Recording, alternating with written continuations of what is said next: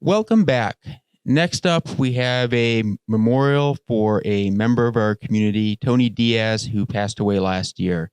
Here in Rockhurst, we have Stavros K. leading, and several other people will join in to share their memories. Okay. Hi, I'm Stavros Karatsaridis. I'm a longtime KansasFest attendee since 2006. And today we are gathered to remember Tony Diaz, who was one of the giants in the Apple II community. He attended the very first KansasFest and had an unbroken streak of attendance every year until 2015. He had a gap of 2 years that he did not attend, and then attended every one since then. Tony tragically passed away in October of 2021. And he has left a big hole in our community and in our hearts. He was truly a great friend of KansasFest, a great friend of many of us, and a great friend of the Apple II and the Apple II community at large.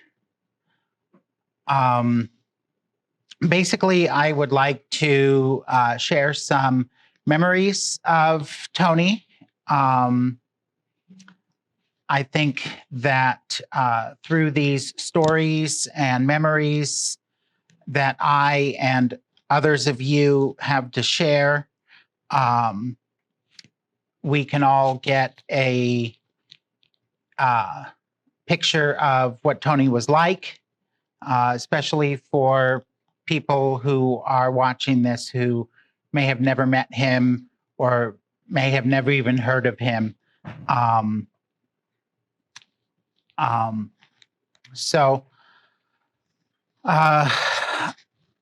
first became aware of KansasFest back in 1995 when I was a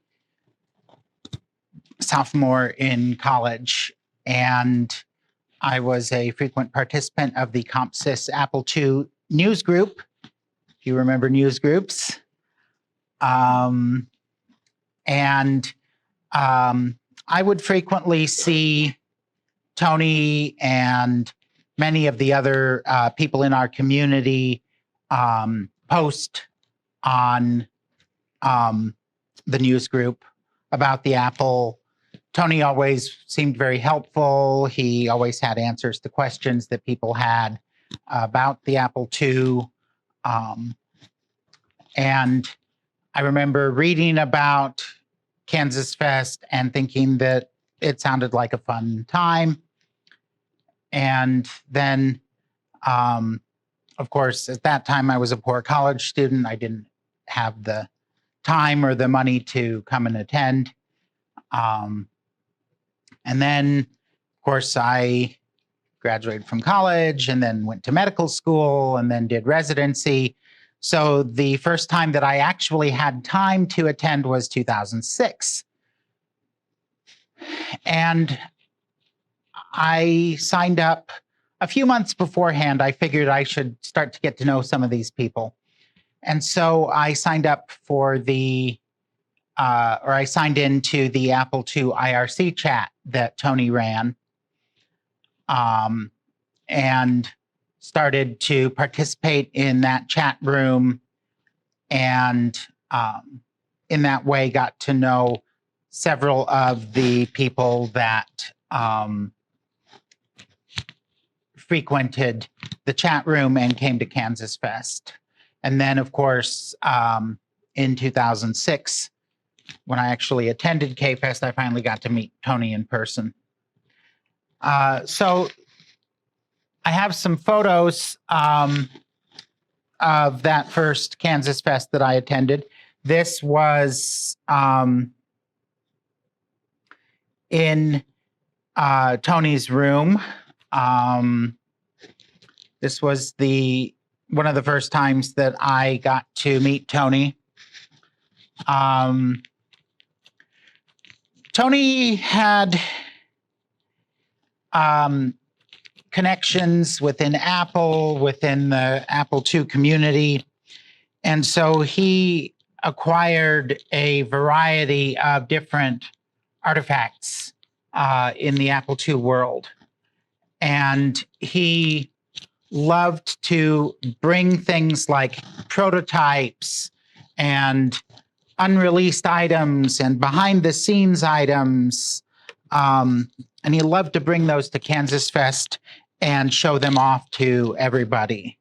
So for instance, he had a prototype Apple IIc. He owned one of the few Mark Twain 2GSs in existence. He also owned a motherboard of a Mark Twain. Here's a photo of the inside of the Mark Twain.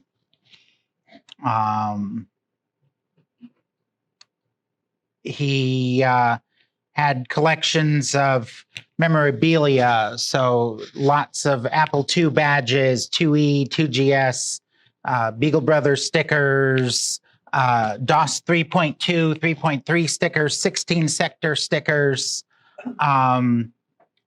all sorts of things. He took pride in his ability to strip down a disk 2 drive in, I forget exactly how long it took him, but it didn't take him long to strip it down to its barest essentials.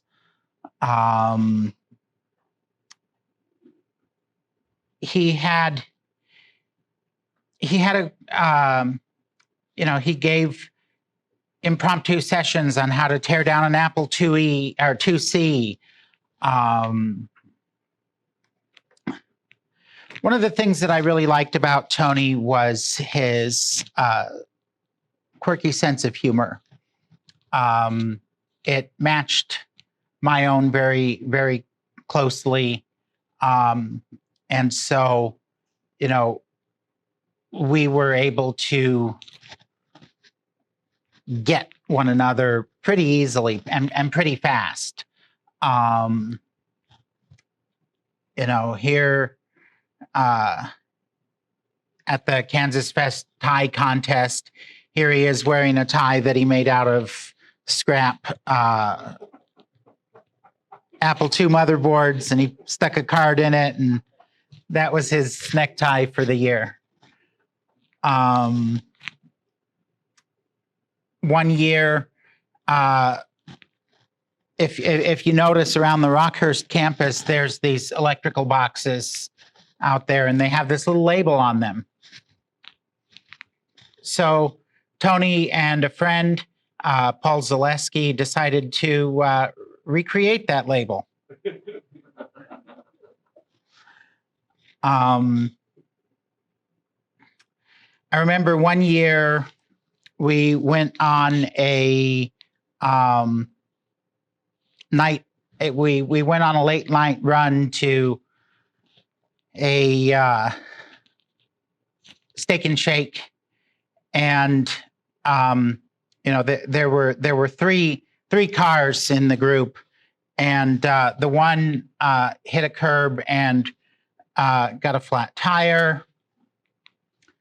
So while we were waiting for the people to change the flat tire, Tony and his roommate that year, Jeff Weiss, decided that it would be funny to lie on the ground as if there had been a car accident.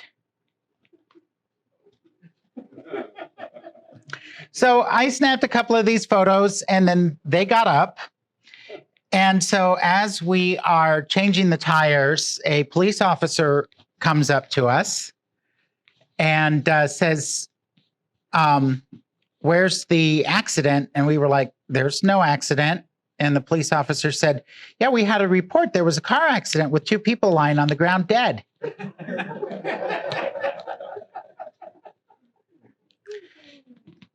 And it was all we could do to keep a straight face and say, no, we didn't see anything.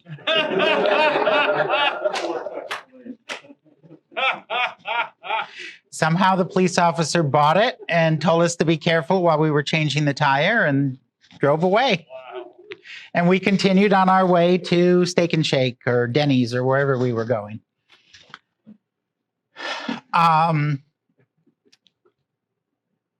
Tony,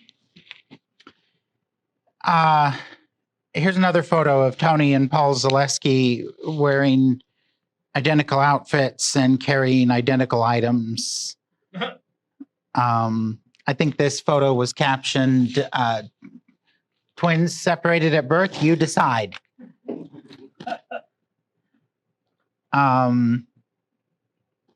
Here's another photo of Tony with some of his prototypes.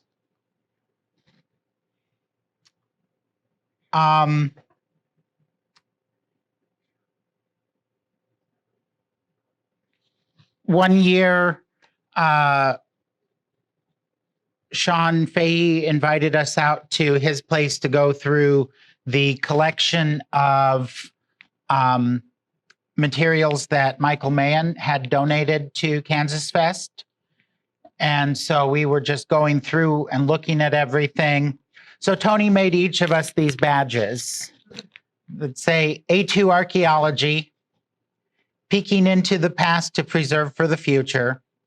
And each of us that came out got one of these.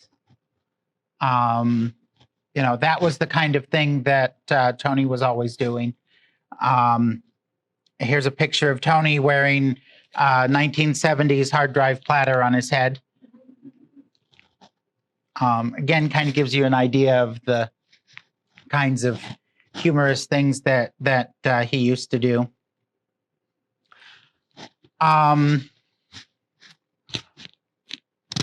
So in 2015, something happened that Tony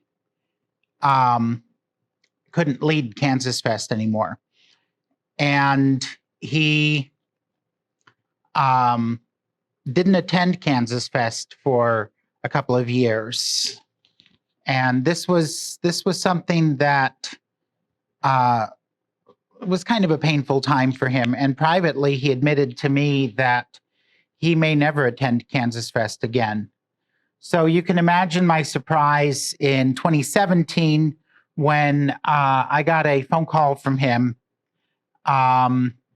late one evening, and he said he was outside Corcoran Hall. You know, the KansasFest committee always said that if Tony wanted to come back, he'd be welcomed with open arms. But that wasn't Tony's way. He wanted to make an entrance that was memorable. So we snuck him in underneath people's eyes in the dead of night at like 2 or 3 in the morning. And then the next day, when everybody woke up, there he was. Really funny thing about that to me was that Sean was actually snoozing in the lobby, and I was running a lookout to make sure that, like, if he was going to wake up, I would go out and say, wait, hold on, wait a second. He was the only one that was, like, probably going to detect us sneaking him in. Yeah. So Justin DJ Scott back there just said that the funny thing was that Sean Fahey was snoozing in the lobby, and he was keeping a lookout to see if Sean woke up or not, because if he was going to say, wait, hold on, so that we could keep the surprise. So, and of course, Tony's car license plate was called -151, which is how you enter the machine language monitor. I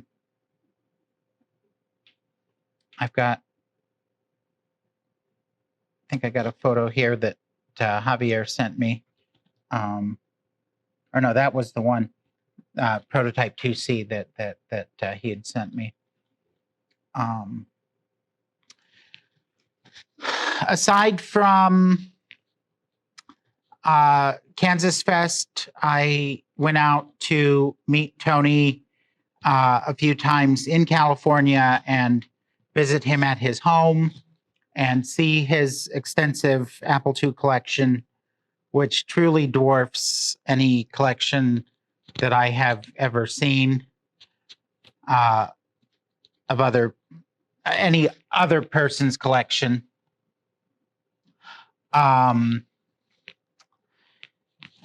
And, you know, he was always a gracious host. I got to meet several of his brothers and sisters on these occasions, and they were all very, very nice people. The other thing, of course, Tony was a pilot, and he would attend KansasFest for many years by flying his plane into Kansas City.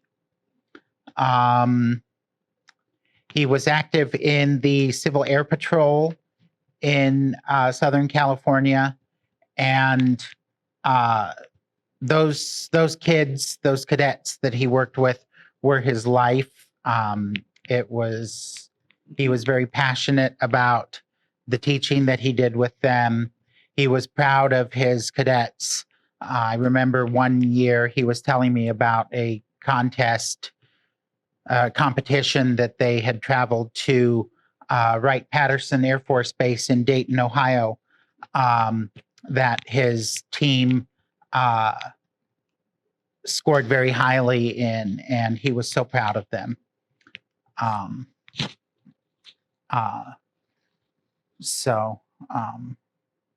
He liked to take people out to visit In-N-Out Burger in California when you visited him.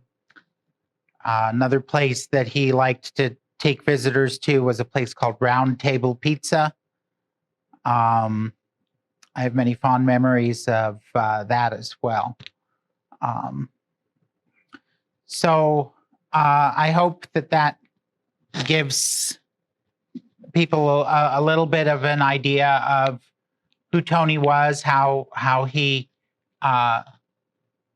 viewed life, how he really cared for the Apple II.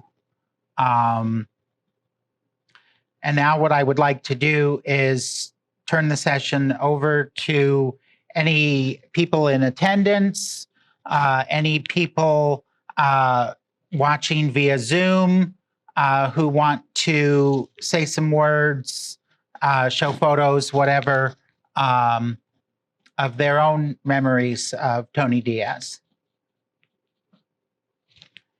We have with us Sean Zabriskie.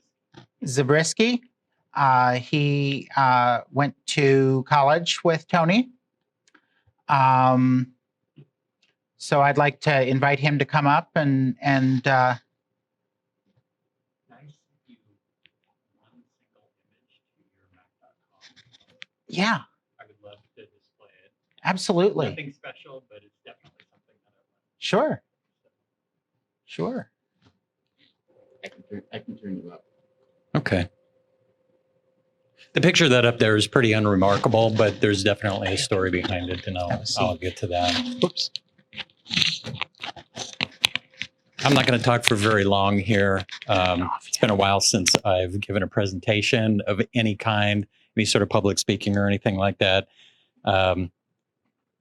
especially on a topic like this. So I apologize in advance if I fall apart at some point during it, but this is a tough one for me. Anyway,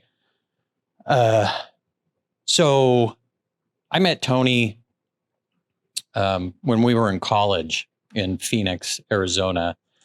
And I would imagine it was probably around, I don't know, early 89, maybe late 88, something like that.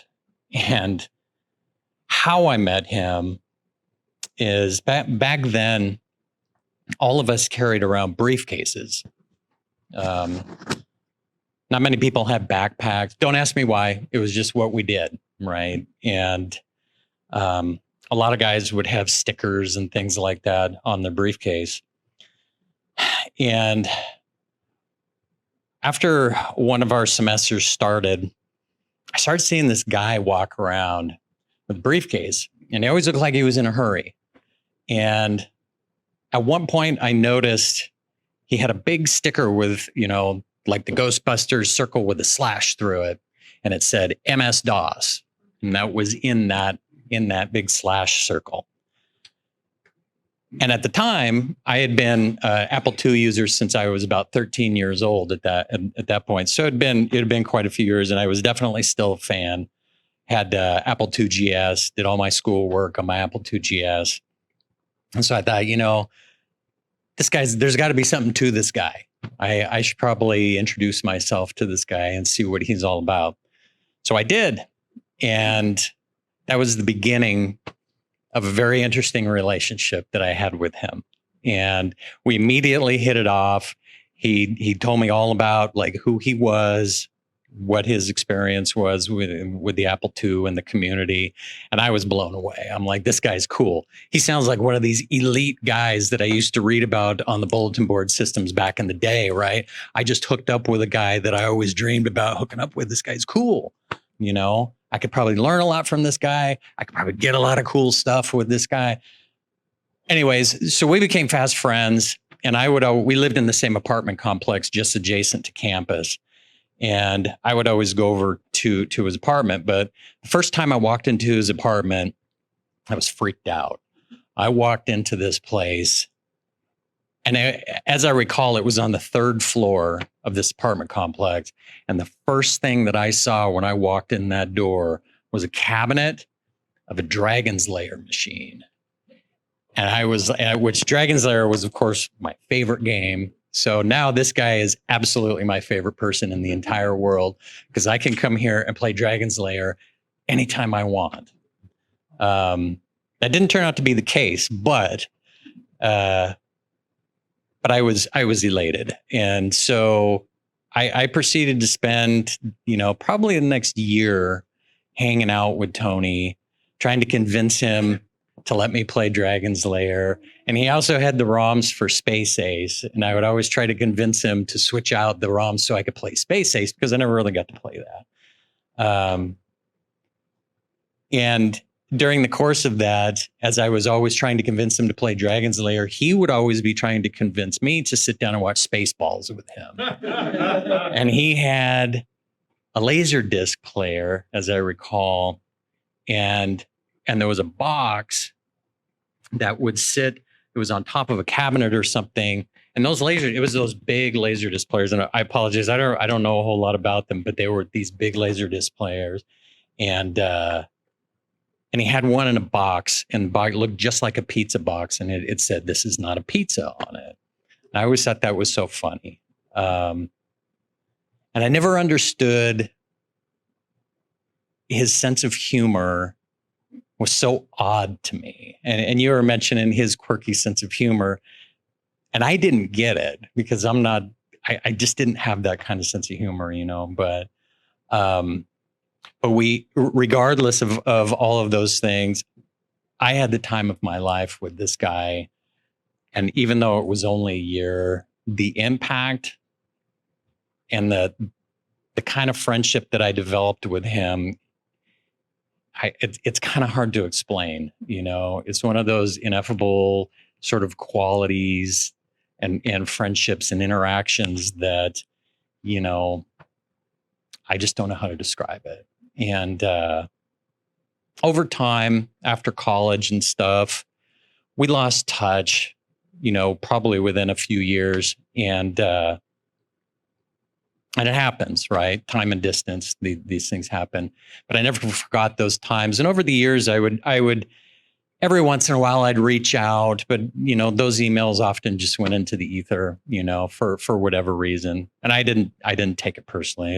It is what it is. It happens. And then I used to sort of, lurk at the different KansasFests and see photos and stuff like that. So I was kind of kept up with him in that sense. I learned what he was up to and what the latest stuff that was going on.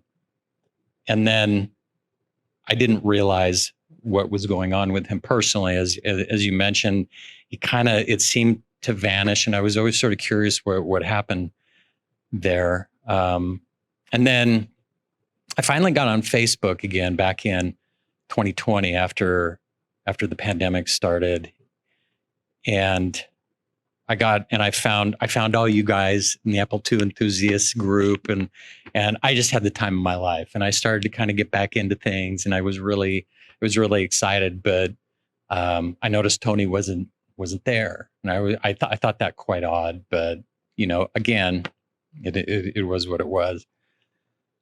And all of a sudden, out of the blue, in April of 21, I don't know where that picture.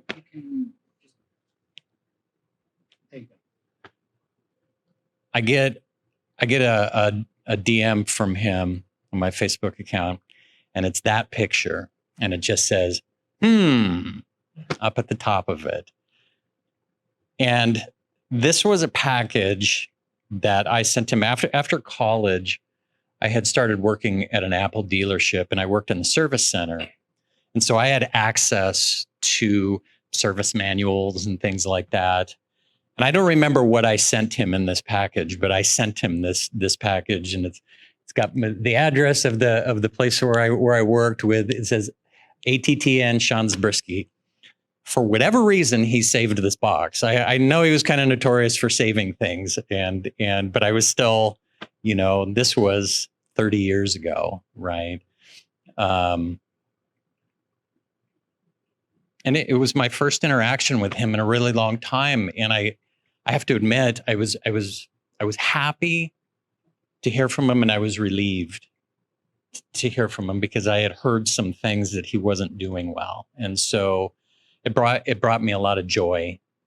And we had a very brief interaction, and in his quirky sense of humor, we talked about getting on Facebook and how weird it was, because, we reminisced about the BBS days and how odd it was that, social media had become what it had become.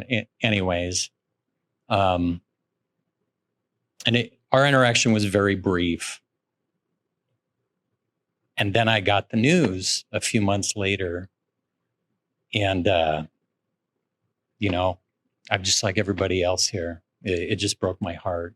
And I just wish that I had a little bit more time with him those last 6 months.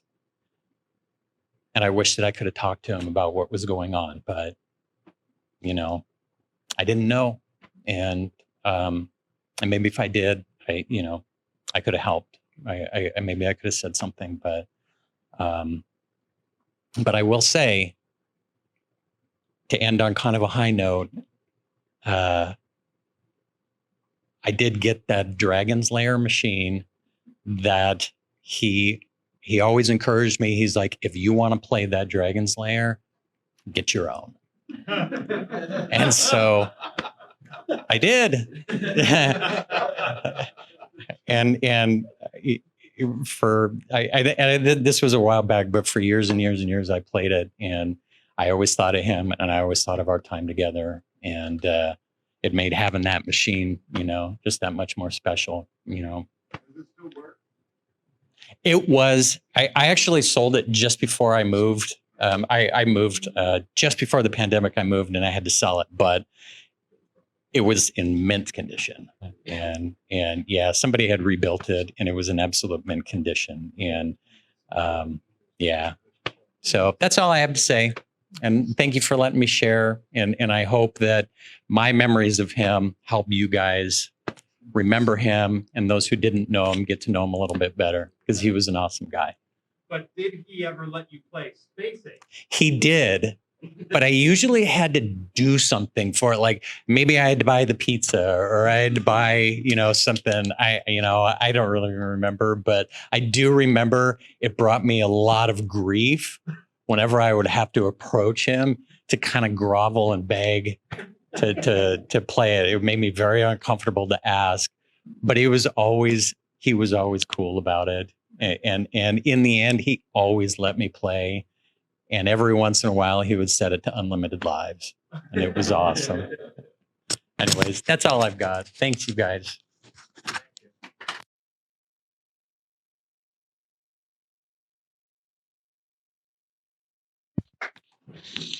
Thank you very much, Sean.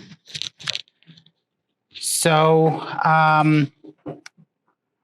who else would like to share their memories of Tony? We've got, Andrew and Paul here. We have a mic here. Okay, we've got two people on Zoom, and then looks like Dr. Buggy would like to share a couple words. Okay, so here's Andrew Rowan from Australia with his memories of Tony. Okay, Andrew. Hello, everybody. Hello, KansasFest. Hello, friends of Tony. My first recollection of Tony was at the Apple Developers Conference, as it was called back then, in Kansas City in 1990, I think. Tony was sitting at a table with Parsons Engineering, probably pushing the focus drive at the time. I returned to KansasFest multiple times over the years, and each time got to know him a little more. And he started the A2Central.com IRC server shortly after Genie and Delphi services closed down, and it became a meeting point for those of us that were geographically distributed, an opportunity for everybody to come out and hang out online and chat. And it was through that service that I tried to get some Australian Apple II enthusiasts together to meet initially online and later in person, but to establish some form of community in Australia. And it was because of Tony's facilitation in that aspect that we were able to get that up and going. And it's something that's continued right through to this day, and it's been a massive benefit to the Apple II community, not only in Australia but worldwide, to have that relationship be made possible. The late hours that he kept sort of overlapped with the Australian evening, and as a result, we interacted across many years on many different topics. His presence in chat was never a given, but it was not unexpected, and it was always appreciated. Tony had a bot which announced to the channel what music he was playing locally, and as the conversation flowed, his bot would chime in, often with song titles that had some connection with the topic that we were talking about. And as Tony said, there's always a song for everything. Through these announcements, it was apparent that Tony had an affinity for humour. Dr. Demento and Weird Al references were plentiful. And it was through Tony that I gained an appreciation for Al, and I purchased my first album. As various KansasFests approached, we discussed how to get there, which resulted in several shared cross-country experiences. The first was a car trip undertaken in a 1950s model something or other.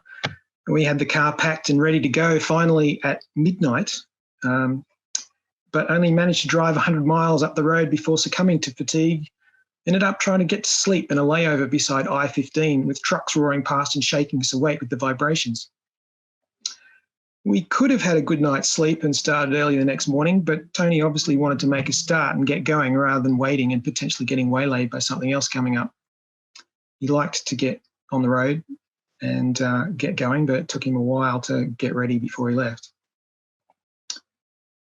Later that same trip, we were spending the night in a motel room, and Tony started to work on building his presentation for KansasFest. He needed to cut down something.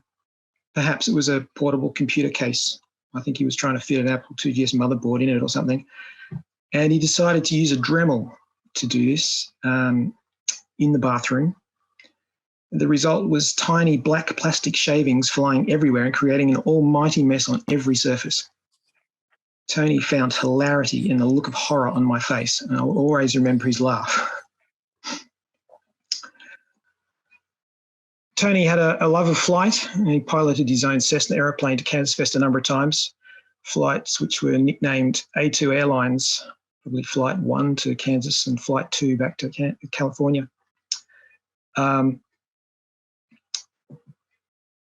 His love of flight also extended a fascination with space exploration. On our cross-country trips, he made a point about visiting the Cosmosphere in Hutchinson and stayed until we were kicked out at closing time. He went around meticulously photographing every exhibit with his digital cameras, yes, multiple cameras, in whatever maximum pixel capability they could handle. Tony was a curious person. He delighted in understanding how something worked. Taking a computer or drive apart was easy for him. He had a pinball and arcade machine business before he got into computing. Planes, cars, rockets, etc. He knew how they worked. Being able to understand something is one thing, but Tony also had the ability to explain it to others. His many sessions about Apple II technology over many years were a gift to us. We are very lucky to have some of them captured on YouTube for others to appreciate in the future. His collection obviously includes interesting hardware that he delighted in sharing sessions about. And here are some photos about the Mark Twain and Turbo Res presentations that he gave to us in Australia. His curiosity encompassed many topics, and I shared with him Coke cans from here, phone cards, SIM cards, vehicle license plates, cigarette packets with gruesome government warnings. He appreciated that things were done differently in other countries and was always on the lookout for something interesting. 2003 will long be remembered by participants as the first year that was attended. As KansasFest approached, Tony kept the fact that was might be attending as a closely held secret. And despite travelling with him to KansasFest that year, he had multiple opportunities to divulge the news. He kept a straight face and delighted in watching everyone's reaction at Avila College when Was arrived in person. It was a major surprise to everybody. In more recent years, Tony accepted invitations to join us in Australia, firstly 2015 in Melbourne, and then in 2017 in Brisbane. And he attended many Was Fests after those two, as part of those two trips as well. Both times he arrived in Sydney, hired a car, and we travelled together initially before he continued on alone to explore the great Australian countryside. Being from the US, he had some trouble convincing the local car hire company that his licence and credit card were acceptable. But after having a collision with a wombat and sustaining some minor damage, his home address in California helped him to avoid a claim when the company later called me to ascertain his whereabouts. There are plenty of shenanigans, but always camaraderie. Tony was a mate, and I'm missing his interactions. And here's a photo of us 10,000 feet above San Diego International Airport in his Cessna. We were doing donuts, taking photos out the side and watching the big planes fly underneath us. It's an amazing experience that I always remember. And unfortunately, I won't be able to have any more with him. But fly high, Tony. Thank you very much. Hey everyone, Paul Zaleski here. I am stuck in the drive-thru, which would be one of Tony's Weird Al songs. As you're familiar with, he loved listening to Weird Al and other strange music. Very, very humorous music. He was a really good friend of mine. As he was a really good friend of many, many others, and that's why we're here.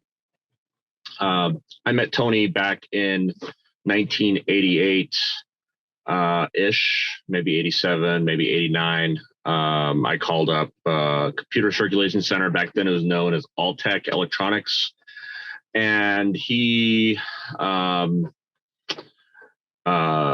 answered the phone, and I was looking for a really obscure thing. I was looking for an LCD screen for an Apple IIc, and he kind of queried me about why would I want something so obscure. And we got to talking, and we ended up talking for about 2 hours, maybe 3, while he was at work, about Apple II stuff, all things Apple II. And we just clicked right off the bat. He told me about his BBS, the space bar, and I was an active BBSer on the Apple II scene back then, and immediately logged in and the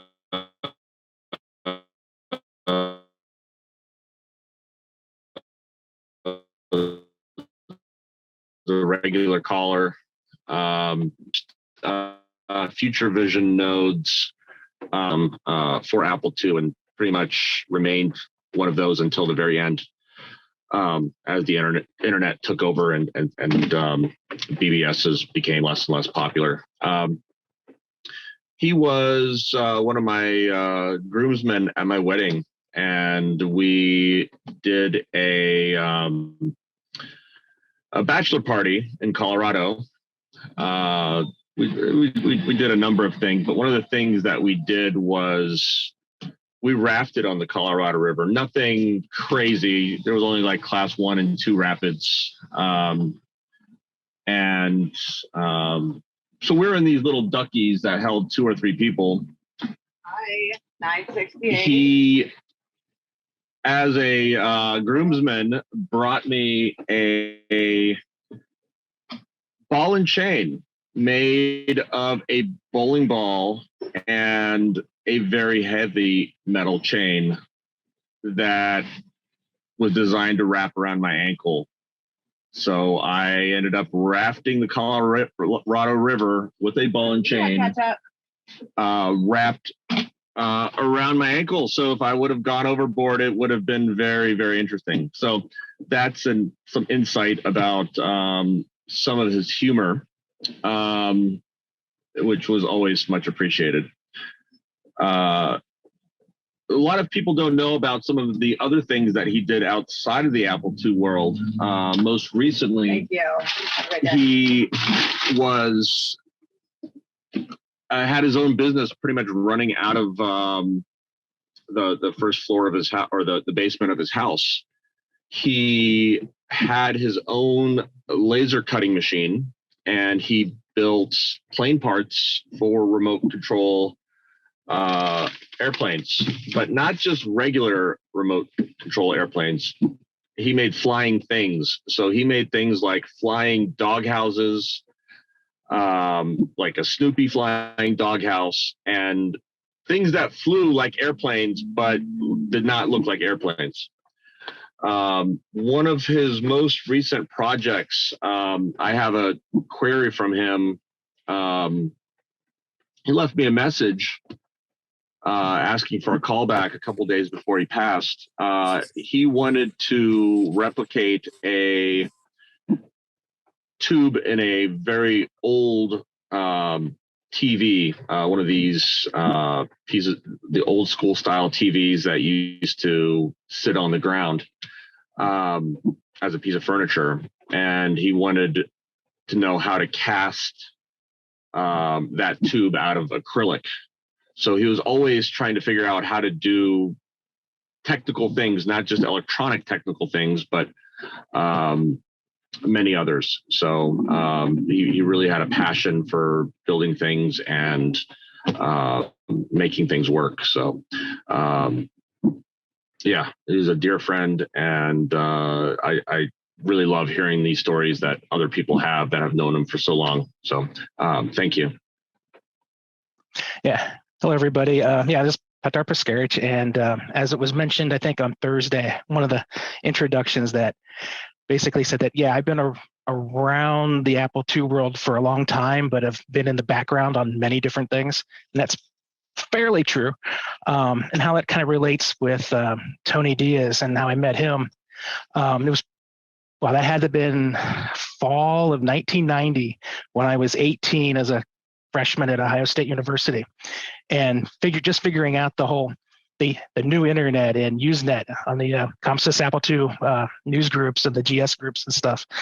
And my first interaction with Tony actually was over a news posting that I did where I got into basically an argument. I think it was with, I think it was like Adrian Vance over what he was charging for the costs of doing public domain floppies. And back then I was just, not a big proponent of charging like $6 for a floppy for free software or shareware, and then whatever. But he responded to me and he actually sent me his phone number, and we talked for the first time. That probably would have been like October of 1990 or so. And ever since then, just like everyone else is kind of saying, we kind of instantly kind of hooked up and became, good friends, even remotely. And for me, the strangest part was essentially that we have never met in person ever. And I was planning on actually making it out to the 2017 conference where he was coming back, and one thing led to another, and doing a work situation I couldn't make it, so that was a real bummer. But even until about a week before he passed, he actually was always insisting that I was there, and I'm not sure how he got that in his head, but apparently to him I was there that night with you guys, but hey, I wasn't. But over the years, we'd talk, whether it was online or I'd call him or he'd call me, and we'd have some interesting conversations about Dr. Tom back then, and all the fun stuff going on with the noise tracker vamps and things, because he apparently had a really deep knowledge of some of the internal GS sound structures as well. I learned a bunch of that stuff from him. And then we, swap stories about different hardware projects and things. He was also one of my guiding, I guess, go-to guys for internals of some of the design stuff I was doing back then in college, which led to my double E project of doing it was one of the other VGA cards that was supposed to be for the GS, that I basically blew up accidentally 5 seconds after it started working. But he helped me a lot with that project, figuring out how to get some of the bus interfacing to work that I needed. So that was cool. Got a B+ on that project, so I was really happy.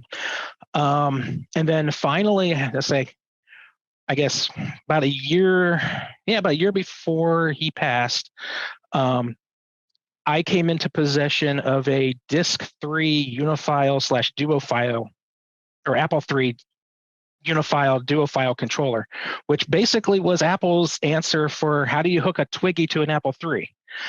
I managed to find a Disk 204 of the actual Unifile SOS driver disk set that apparently was out there somewhere. We're still missing Disk 1, 3, and 4, but there were small snippets of pieces on that floppy that got that to Tony, and Tony had his Twiggy drives from off his Lisa days and stuff. And we were actively working on trying to get a SOS driver built that would actually talk to the Twiggy driver, or the Twiggy drives that he had, and the media that he was willing to put for the project. So that was one of my last experiences with him, and we were working on it literally probably 3 days before he passed, and had many conversations with him while he was at In and Out, using their Wi-Fi and enjoying their burgers. So yeah, that was a tough one. And it's like, I knew him basically since 1990, just off and on, and like others have said, kind of lost track of him for a few years and heard some stories, and then got in touch with him again. But apparently, some things just happen and stick around. But rest in peace, buddy. All right, that's all I had. Thank you. Okay. 2 short stories about my relationship with Tony Diaz. The first one is that I totally missed out on the early years of Apple II. I spent 12 continuous years at 2 African universities, the University of Zambia, University of Malawi, teaching over there. I bet they never even had an Apple II at either of those universities. All of their computers were PC clones made in Britain. But then I came back at the end of '89 and was hired at Presbyterian College in South Carolina. And that was a college totally committed to Apple II. I think every department had Apple II, and some of the departments were making a transition to Macintosh. But my psychology department was completely involved with Apple II. So I bought my Apple IIe in the spring of 1990. And I subscribed to the magazines. The thick magazines were actually still in print by then.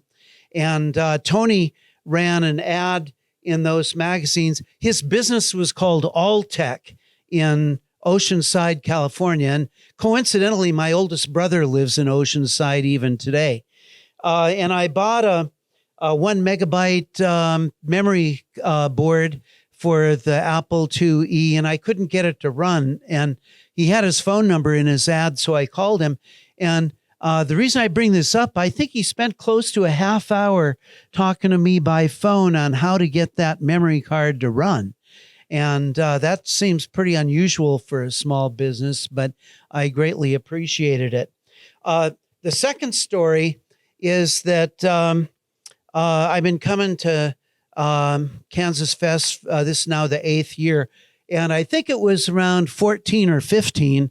I was digging through the giveaway stuff and I found a VHS videotape called the Apple II Review. And I took it home and watched it. The video was produced in '93. And I thought it was pretty good. It was produced by a group called Two Alive. And Tony is on there.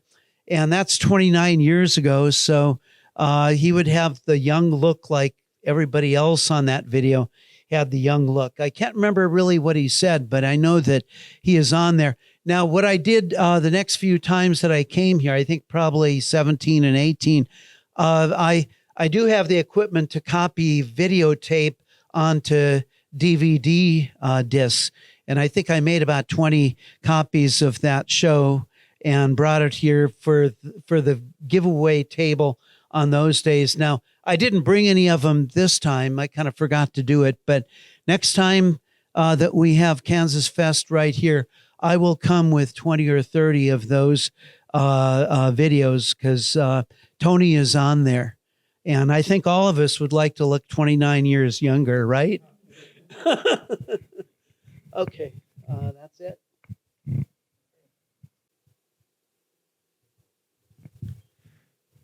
Hi, my name is, y'all can hear me. My name is Ken Gagney, and I knew Tony for longer than I've been coming to KansasFest. I was on CompuServe, Genie, Delphi, Syndicom Online, and Tony was everywhere.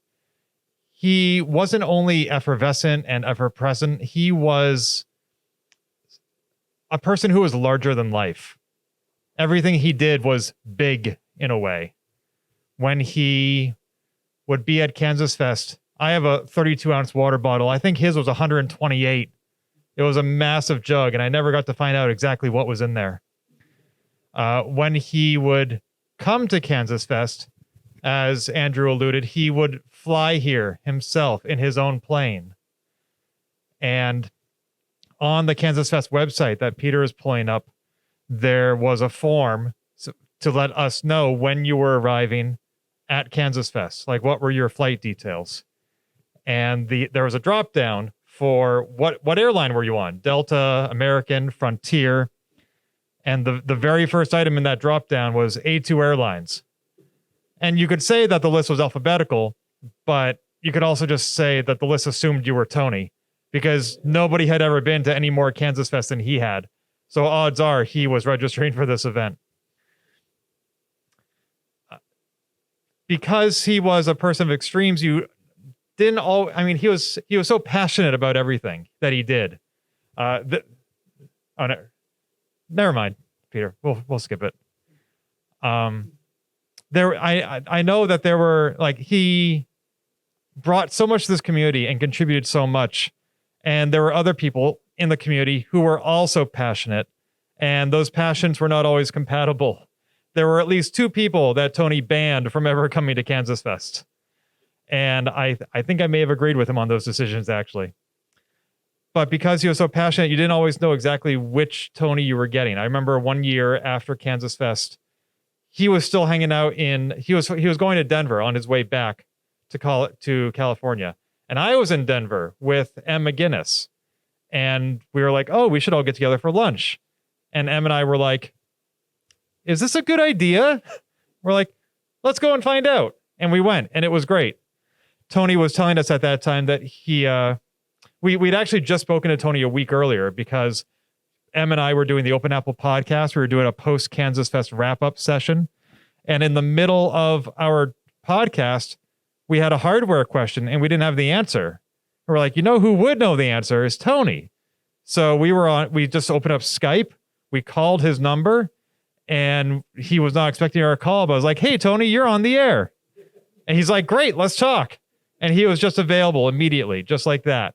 He was always happy to help people and talk about the Apple II. Even though he'd been on the Open Apple podcast several times, he had never listened to Open Apple or the Retro Computing Roundtable or A2 Unplugged or any other Apple II podcast. And the reason for that is because he had an idea for his own podcast, A2 Airwaves, and he didn't want to be influenced by anything that had ever been done before. He wanted every idea that went into his podcast to be his own, to be completely original. And so although he was always willing to help people, he was also very independent in some ways. And sometimes that was challenging. I was in Oceanside last fall, passing through, and actually last summer, I'm sorry. And I didn't look him up at the time because over the last few years, my interactions with Tony, unfortunately, mostly amounted to unanswered emails. And I missed seeing Tony and having those lunches with him and having him on my podcast and the great collaborations we did have. And if I had known that last summer would have been my last collaboration with Tony, I would have stopped and I would have looked him up. And I'm sorry that I didn't. But I'm really glad for all the years we did have together. And I just wish we had had more. Thank you.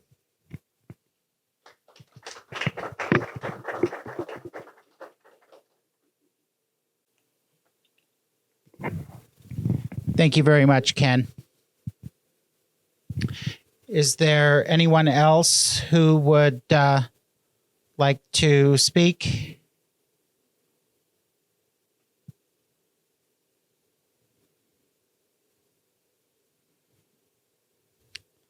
All right. Godspeed, Tony. Hope you're flying high.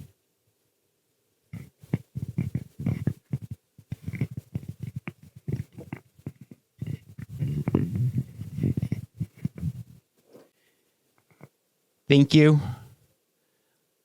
Tony was a huge influence on our community and one of my first introductions to the community as well.